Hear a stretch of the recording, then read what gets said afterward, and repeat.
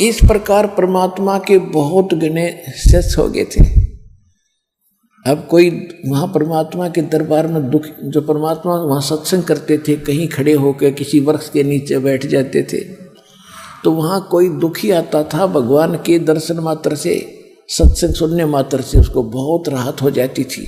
फिर चरणों में गिरते थे, आशीर्वाद लेते थे, बिल्कुल स्वस्थ हो जाते थे, फिर दीक्षा लेते थे। इस प्रकार परमात्मा के 64 लाख शिष्य हो गए थे। 5 वर्ष की आयु में परमात्मा सत्संग करने लग गए थे, 5 वर्ष की आयु में। और बड़े बड़े ऋषि ऋषियों को फिट्टे मुंह कर दिया था कबीर परमात्मा ने। यानी 1398 में मालिक प्रगट हुए थे और यानी 1403 में रामानंद जी, जो वहाँ के प्रकांड विद्वान माने जाते थे, वेदों और गीता के मर्म ज्ञाता प्रसिद्ध थे, उसके छक्के छुड़ा दिए थे। और उसने उनको विवश होना पड़ा था ये कहने के लिए, मैं तुम स्वामी मैं बाल बुद्धि, कर्म भरम कियो नाश, और गरीबदास तुम पूर्ण पुरुष, मेरा हो गया दृढ़ विश्वास।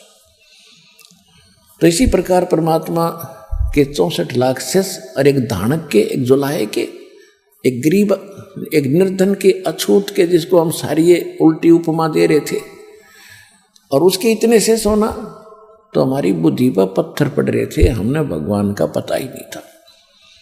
हमने तो ये भगवान मान रखे थे जिसने कोई मोटी सी गदा उठा रखी हो, या किसी ने तीर ले रखा हो, या सुदर्शन चक्र काट दे गणे ने, इसे तो भगवान सब हो जाएंगे। पुलिस वाले भगवान है, किसी हमारा डंडा, अब वो हाथ दौड़ के खड़ा हो जाए। पहले समय में तो ऐसा ही होता था। तो ये भगवान नहीं होते, इनसे हटकर होते हैं जो अच्छे।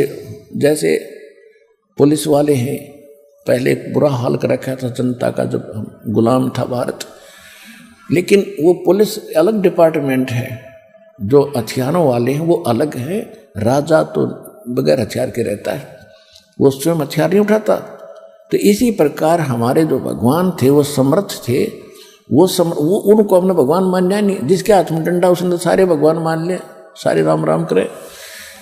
तो कहने का भाव ये है कि हमने पहचान नहीं थी भगवान की, इसलिए ये दाव लगा रहा है नकलियों का।